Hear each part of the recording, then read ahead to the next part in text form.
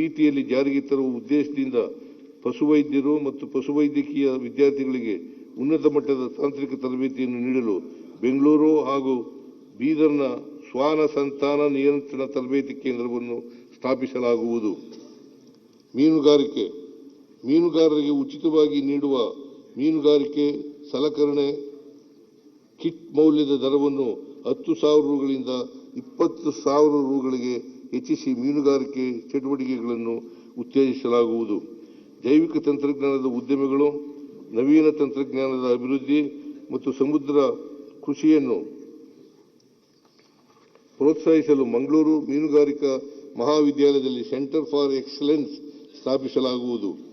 ಮೀನು ಆಹಾರದ ಸೇವನೆಯನ್ನು ಉತ್ತೇಜಿಸುವ ಹಾಗೂ ಸಾರ್ವಜನಿಕರಿಗೆ ಸ್ವಚ್ಛ ಮತ್ತು ಗುಣಮಟ್ಟದ ಮೀನು ಉತ್ಪನ್ನಗಳು ಲಭ್ಯವಾಗುವಂತೆ ಮಾಡಲು ಬೆಳಗಾವಿ, ದಾವಣಗೆರೆ, ಹುಬ್ಬಳ್ಳಿ ಮತ್ತು ಚಿಕ್ಕಮಗಳೂರಿನಲ್ಲಿ ಮತ್ಸ್ಯ ದರ್ಶಿನಿಗಳನ್ನು ಸ್ಥಾಪಿಸಲಾಗುವುದು. ಮೀನು ಮಾರಾಟ ಮಾಡಲು ಸುಸಜ್ಜಿತ ಮೀನು ಮಾರುಕಟ್ಟೆಗಳ ಅವಶ್ಯಕತೆ ಇರುವುದರಿಂದ ಉತ್ತರ ಕನ್ನಡ, ದಕ್ಷಿಣ ಕನ್ನಡ, ಉಡುಪಿ ಹಾಗೂ ಬಾಗಲಕೋಟೆ ಜಿಲ್ಲೆಗಳಲ್ಲಿ ಮೀನು ಮಾರುಕಟ್ಟೆಯನ್ನು ನಿರ್ಮಿಸಲಾಗುವುದು. ರಾಜ್ಯದಲ್ಲಿ ಮೀನುಗಾರಿಕೆ ಕೊಂಡಿ ರಸ್ತೆಗಳ ನಿರ್ವಹಣೆಗಾಗಿ 20 ಕೋಟಿ ರೂಗಳನ್ನು ಒದಗಿಸಲಾಗುವುದು.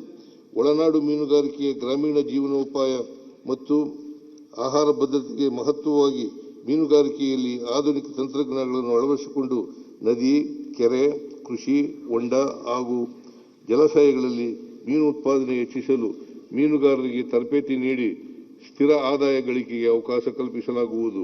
ಸಹಕಾರ 2025-26ನೇ ಸಾಲಿನಲ್ಲಿ 37 ಲಕ್ಷ ರೈತರಿಗೆ 28,000 ಕೋಟಿ ಸಾಲವನ್ನು ವಿತರಿಸುವ ಗುರಿ ಹೊಂದಲಾಗಿದ್ದು, ಫೆಬ್ರವರಿ 26ರ ಅಂತ್ಯಕ್ಕೆ 25 ಲಕ್ಷ ರೈತರಿಗೆ 22,000 ಕೋಟಿ ಸಾಲವನ್ನು ವಿತರಿಸಲಾಗಿದೆ.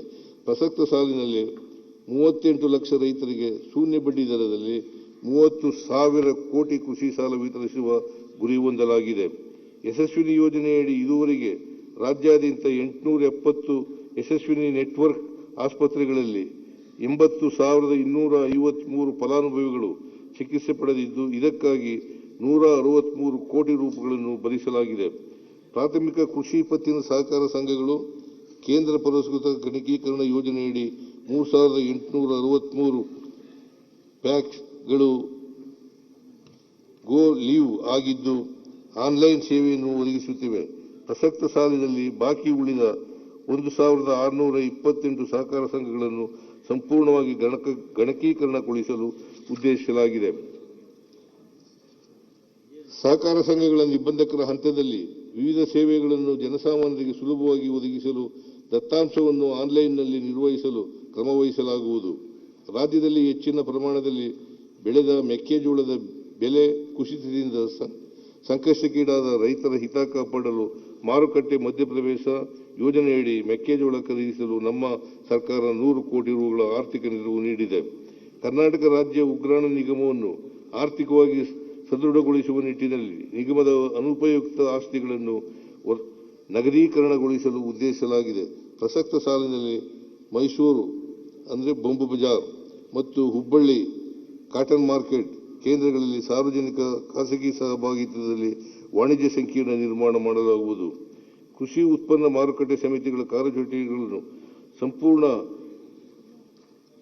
ಡಿಜಿಟೈಸ್ ಮಾಡಲು 10 ಕೋಟಿ ರು ವೆಚ್ಚದಲ್ಲಿ ERP ವ್ಯವಸ್ಥೆಯನ್ನು ಜಾರಿಗೊಳಿಸಲಾಗುವುದು. ನಬಾರ್ಡ್ ಸಂಸ್ಥೆಯ ಸಲಹೆಯಂತೆ ಪ್ರತಿ ಜಿಲ್ಲೆಯಲ್ಲಿ ಜಿಲ್ಲಾ ಸಹಕಾರ ಬ್ಯಾಂಕ್, ಸಹಕಾರ ಕೇಂದ್ರ ಬ್ಯಾಂಕ್ ಸ್ಥಾಪಿಸಲು RBIಗೆ ಪ್ರಸ್ತಾವನೆ ಸಲ್ಲಿಸಲಾಗುವುದು. ಜಲಸಂಪನ್ಮೂಲ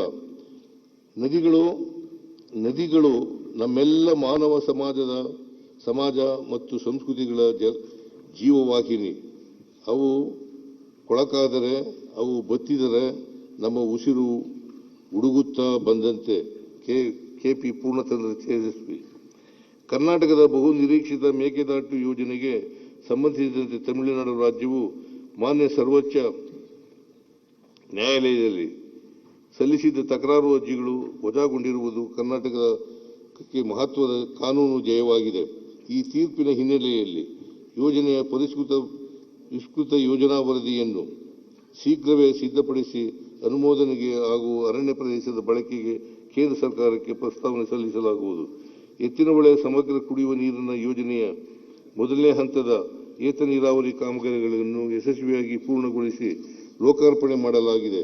ಎರಡನೇ ಹಂತದಲ್ಲಿ ಬಾಕಿ ಇರುವ 18.73 ಕಿಲೋಮೀಟರ್ ಉದ್ದದ ಕಾಲುವೆ ಕಾಮಗಾರಿಗಳನ್ನು ಶೀಘ್ರವೇ ಪೂರ್ಣಗೊಳಿಸಲಾಗುವುದು.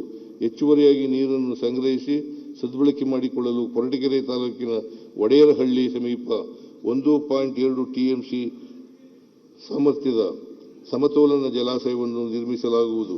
ಭದ್ರಾ ಮೇಲ್ದಂಡೆ ಯೋಜನೆಗೆ 5,300 ಕೋಟಿ ರುಗಳನ್ನು ಒದಗಿಸುವ ಕೇಂದ್ರ ಸರ್ಕಾರದ 2023-24ನ ಆಯವ್ಯಯ ಭಾಷಣದಲ್ಲಿ ಘೋಷಿಸಿದ್ದರೂ ಸಹ ಇಲ್ಲಿಯವರೆಗೂ ಕೇಂದ್ರ ಸರ್ಕಾರದಿಂದ ಯಾವುದೇ ಕ್ರಮವನ್ನು ಕೈಗೊಂಡಿರುವುದಿಲ್ಲ. ಆದರೂ ರಾಜ್ಯ ಸರ್ಕಾರದ ವತಿಯಿಂದ ಈ ಯೋಜನೆಗೆ 11,343 ಕೋಟಿ ರುಗಳ ವೆಚ್ಚ ಭರಿಸಲಾಗಿದೆ.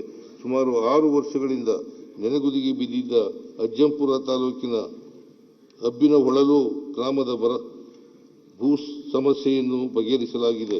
ಇದರಿಂದಾಗಿ 135 ಕಿಲೋಮೀಟರ್ ಉದ್ದದ ಚಿತ್ರದುರ್ಗ ಶಾಖಾ ಕಾಲುವೆ ಹಾಗೂ ಇದರಡಿ ಬರುವ ಫೀಡರ್ ಕಾಮಗಾರಿಗಳನ್ನು 2027ನೇ ಸಾಲಿನಲ್ಲಿ ಪೂರ್ಣಗೊಳಿಸಿ 157 ಕೆರೆಗಳನ್ನು ತುಂಬಿಸಲಾಗುವುದು. ಉತ್ತರ ಕರ್ನಾಟಕದ ಮಹತ್ವಾಕಾಂಕ್ಷೆ ಯೋಜನೆಯಾದ ಯುಕೆಪಿ ಸ್ಟೇಜ್ 3 ಯೋಜನೆಯಡಿ ಆಲ್ಮಟ್ಟಿ ಅಣೆಕಟ್ಟನ್ನು 519.6 ಮೀಟರ್ ಇಂದ 524.256 ಮೀಟರ್ಗೆ ಎತ್ತರಿಸುವ ಕಾಮಗಾರಿಯಿಂದ ಮುಳುಗಡೆಯಾಗುವ ಜಮೀನುಗಳು ಹಾಗೂ ನೀರಾವರಿ ಕಾಲುವೆ ಜಾಲಕ್ಕೆ ಅಗತ್ಯವಿರುವ ಭೂಸ್ವಾಧೀನ ಪ್ರಕ್ರಿಯೆಯಲ್ಲಿ ರೈತರು ಮತ್ತು ಸಂತ್ರಸ್ತರ ದೀರ್ಘಕಾಲದ ಬೇಡಿಕೆಗೆ ನಮ್ಮ ಸರ್ಕಾರ ಸ್ಪಂದಿಸಿ ಪರಿಷ್ಕೃತ ಒಪ್ಪಂದದ ದರಗಳನ್ನು ಅನುಮೋದಿಸಿದೆ. ಮುಳುಗಡೆಗೊಳ್ಳುವ ಖುಷ್ಕಿ ಜಮೀನಿಗೆ ಪ್ರತಿ ಎಕರೆಗೆ 30 ಲಕ್ಷ ರೂಪಾಯಿ ಹಾಗೂ ತರಿ ಜಮೀನಿಗೆ ಪ್ರತಿ ಎಕರೆಗೆ 40 ಲಕ್ಷ ರೂಪಾಯಿ ನಿಗದಿಪಡಿಸಲಾಗಿದೆ. ಒಪ್ಪಂದದ ಈ ತೀರ್ಪುಗಳ ಮುಖಾಂತರ ಜಮೀನುಗಳನ್ನು ಸ್ವಾಧೀನಪಡಿಸುವ ಪ್ರಕ್ರಿಯೆಯನ್ನು ಪ್ರಸಕ್ತ ವರ್ಷದಲ್ಲಿ ಪ್ರಾರಂಭಿಸಲಾಗುವುದು. ತುಂಗಭದ್ರಾ ಅಣೆಕಟ್ಟಿನ ಶಿಥಿಲಗೊಂಡಿರುವ 33 ಗೇಟ್ಗಳನ್ನು ಬದಲಾಯಿಸಿ ಹೊಸ ಗೇಟುಗಳ ಅಳವಡಿಕೆಯನ್ನು ಮುಂಗಾರು ಪೂರ್ವದಲ್ಲಿ ಪೂರ್ಣಗೊಳಿಸಲಾಗುವುದು. ಮುಂದುವರೆದು ತುಂಗಭದ್ರಾ ಜಲಾಶಯದಲ್ಲಿ ಹೂಳಿನ ಶೇಖರಣೆಯಿಂದ ನೀರಿನ ಸಂಗ್ರಹಣಾ ಸಾಮರ್ಥ್ಯದ ಕೊರತೆಯನ್ನು ನೀಗಿಸಲು ಕೊಪ್ಪಳ ಜಿಲ್ಲೆಯ ನವಲಿ ಬಳಿ ಸಮತೋಲನ ಜಲಾಶಯ ನಿರ್ಮಾಣ ಸೇರಿದಂತೆ ಇತರ ಪರ್ಯಾಯ ಮಾರ್ಗೋಪಾಯಗಳ ಕುರಿತು ಈಗಾಗಲೇ ಚಿಂತಿಸಲಾಗಿದೆ. ಇವುಗಳಲ್ಲಿ ಸಮಯೋಚಿತ ಪರ್ಯಾಯ ಮಾರ್ಗದ ಕುರಿತು ನೆರೆಯ ಆಂಧ್ರಪ್ರದೇಶ ಹಾಗೂ ತೆಲಂಗಾಣ ರಾಜ್ಯಗಳೊಂದಿಗೆ ಸಮಾಲೋಚಿಸಿ ತುಂಗಭದ್ರಾ ಮಂಡಳಿಯ ಸಹಮತಿಯೊಂದಿಗೆ ಯೋಜನೆಯನ್ನು ಅನುಷ್ಠಾನಗೊಳಿಸಲು ತೀವ್ರತರವಾಗಿ ಪ್ರಯತ್ನಿಸಲಾಗುವುದು. ಮಹದಾಯಿ ಕಣಿವೆಯ ಕಳಸಾ-ಬಂಡೂರ ನಾಲಾ ಯೋಜನೆಗಳಡಿ ಅರಣ್ಯ ತೀರುವಳಿ ಪಡೆಯಲು ರಾಜ್ಯ ಸರ್ಕಾರವು ಕೇಂದ್ರ ಪರಿಸರ ಸಚಿವಾಲಯ ಮತ್ತು ರಾಷ್ಟ್ರೀಯ ವನ್ಯಜೀವಿ ಮಂಡಳಿಯಲ್ಲಿ 2 ವರ್ಷಗಳಿಂದ ನಿರಂತರ ಪ್ರಯತ್ನಿಸಿದ್ದರೂ ಈವರೆಗೆ ತಿರುವಳಿ ಲಭಿಸಿರುವುದಿಲ್ಲ. ಈ ಯೋಜನೆಗಳಿಗೆ ಈಗಾಗಲೇ ಗುತ್ತಿಗೆ ವಹಿಸಲಾಗಿದ್ದು, ಕೇಂದ್ರ ಸರ್ಕಾರದಿಂದ ಅರಣ್ಯ ತೀರುವಳಿ ದೊರೆತ ಕೂಡಲೇ ಕಾಮಗಾರಿಗಳನ್ನು ಪ್ರಾರಂಭಿಸಲಾಗುವುದು. ಈ ವಿಳಂಬದಿಂದ ರಾಜ್ಯ ಸರ್ಕಾರ ಹೊರೆ ಹೆಚ್ಚಾಗುತ್ತಿದೆ. ಚಾಮರಾಜನಗರದ ಹನೂರು ತಾಲೂಕಿನಲ್ಲಿ ಅಂತರ್ಜಲ ಹೆಚ್ಚಿಸಿ ಕುಡಿಯುವ ನೀರು ಹಾಗೂ 12,000 ಎಕರೆ ಬಾಧಿತ ಅಚ್ಚುಕಟ್ಟು ಪ್ರದೇಶಕ್ಕೆ ನೀರಾವರಿ ಒದಗಿಸಲು ಉಡುತೊರೆ ಹಳ್ಳ ಯೋಜನೆಯನ್ನು 409 ಕೋಟಿ ರು ಮೊತ್ತದಲ್ಲಿ ಕೈಗೆತ್ತಿಕೊಳ್ಳಲಾಗುವುದು. ವಿಜಯಪುರ ಜಿಲ್ಲೆಯ ಬಾಬಾನಗರದಲ್ಲಿ 0.67 ಟಿಎಂಸಿ ಸಾಮರ್ಥ್ಯದ ಸಂಗ್ರಹಣಾ ಜಲಾಶಯವನ್ನು ತುಮಚಿ ಬಬಲೇಶ್ವರ ಏತ ನೀರಾವರಿ ಯೋಜನೆಯಡಿ ನಿರ್ಮಿಸಲು ತಾತ್ವಿಕ ಅನುಮೋದನೆ ನೀಡಲಾಗುವುದು. ಜಲಸಂಪನ್ಮೂಲ ಇಲಾಖೆ ವ್ಯಾಪ್ತಿಯ 4 ನಿಗಮಗಳಡಿ ಪೂರ್ಣಗೊಳ್ಳುವ ಹಂತದಲ್ಲಿ 12 ನೀರಾವರಿ ಯೋಜನೆಗಳು, 22 ಕೆರೆ ತುಂಬುವ ಯೋಜನೆಗಳು ಮತ್ತು 3 ಆಧುನೀಕರಣ ಯೋಜನೆಗಳನ್ನು ಆದ್ಯತೆ ಮೇರೆಗೆ ಪೂರ್ಣಗೊಳಿಸಿ 1.16 ಲಕ್ಷ ಹೆಕ್ಟೇರ್ ಅಚ್ಚುಕಟ್ಟು ಪ್ರದೇಶಕ್ಕೆ ನೀರಾವರಿ ಸೌಲಭ್ಯವು ಕಲ್ಪಿಸಲಾಗುವುದು.